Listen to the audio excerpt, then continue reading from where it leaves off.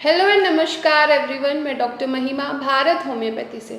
आज हम बात करेंगे जो पैरों पर स्वेलिंग आती है किडनी पेशेंट के अंदर, उसके बारे में कि उसको कैसे कम किया जा सकता है, कि आप पानी की क्वांटिटी, आप पानी की मात्रा कितनी कंज्यूम करें कि जो आपके पैरों पर जो स्वेलिंग आ रही है वो कम हो जाएगी, या फिर आप ऐसी क्या डाइट लेंगे कि आपकी स्वेलिंग कम होगी। उसके बाद हम बात करेंगे कि आप कैसा ट्रीटमेंट अपनाएं जिससे आपकी जो किडनी फंक्शन है वो बूस्ट होगा और जो स्वेलिंग आ रही है, जो कि एडिमा आपके पैरों पर दिखाई दे रहा है, आपको परेशान कर रहा है, वो रिड्यूस होगा। तो बात करते हैं जो किडनी पेशेंट के पैरों पर जो स्वेलिंग आती है उससे उनको चलने में बहुत परेशानी होती है, पैरों में दर्द होता है। उस स्वेलिंग को पिटिंग एडिमा कहते हैं। वो एडिमा ऐसा होता है कि अगर हम वहाँ पर फिंगर से प्रेस करेंगे तो वो बहुत जल्दी से बाउंस बैक होकर स्किन उसकी बहुत सॉफ्ट और स्वेलिंग वहाँ पे नज़र आएगी, रेडनेस भी होगी।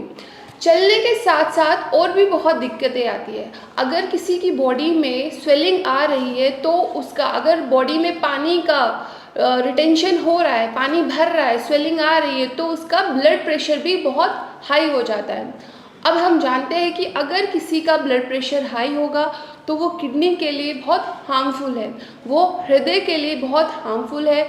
तो ये स्वेलिंग, जो कि स्वेलिंग सिर्फ एक स्वेलिंग किडनी के पेशेंट को किडनी की बीमारी नहीं दर्शा रही, बल्कि उसके फर्दर जो सिम्टम, उसकी बॉडी में जो खराबी आने वाली है उसका भी संकेत दे रही है कि उसके हार्ट पर भी, उसके ब्लड प्रेशर पर भी इफ़ेक्ट पड़ रहा है। तो इसको नज़रअंदाज नहीं कीजिए।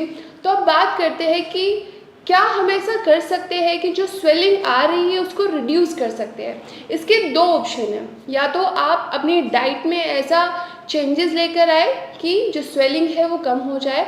दूसरा है, उसमें मैं आपको ट्रीटमेंट बताऊंगी।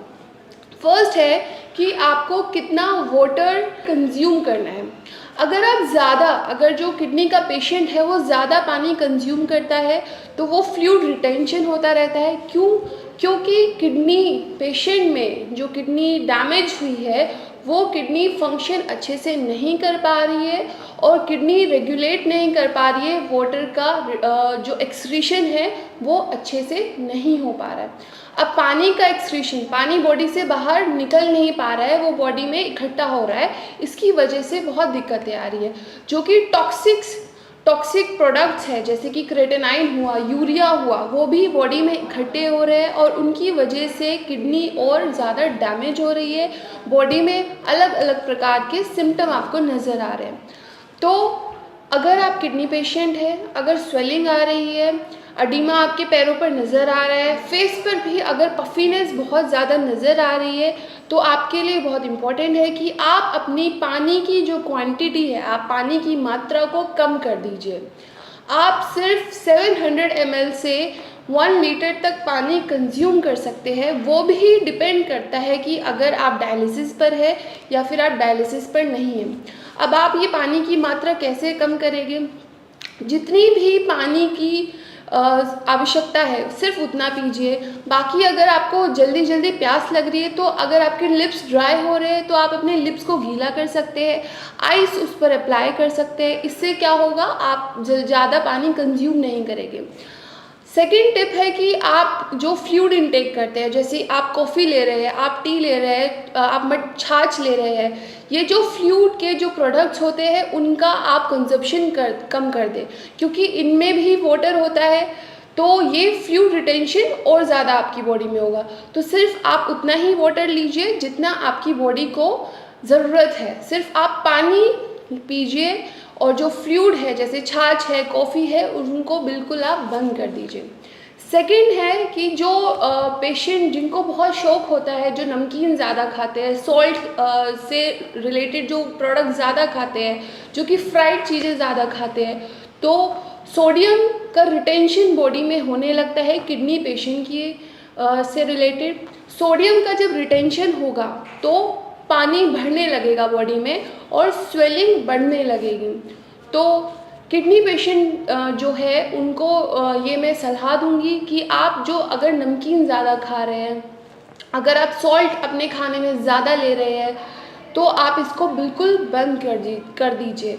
जो कॉमन सॉल्ट है आप उसको भी बंद कर दीजिए।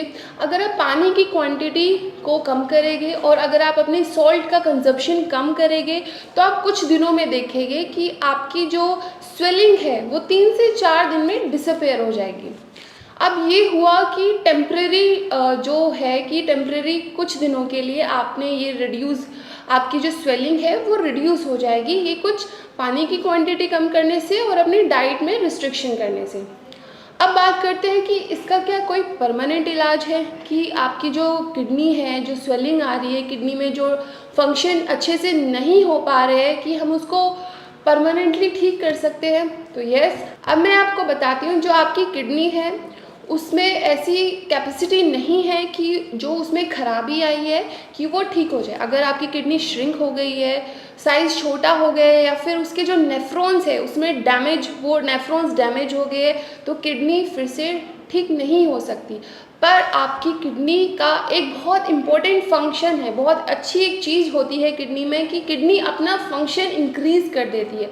अगर सपोज़ किसी इंसान की किडनी 10 to 14% काम कर रही है, तो अगर उसको ऐसा ट्रीटमेंट मिलता है, अगर उसको किडनी फंक्शन रिस्टोरेशन ट्रीटमेंट मिलता है, तो वो जो किडनी कम काम कर रही है वो ज़्यादा काम करने लगती है, अगर उसको अच्छा ट्रीटमेंट मिल जाए।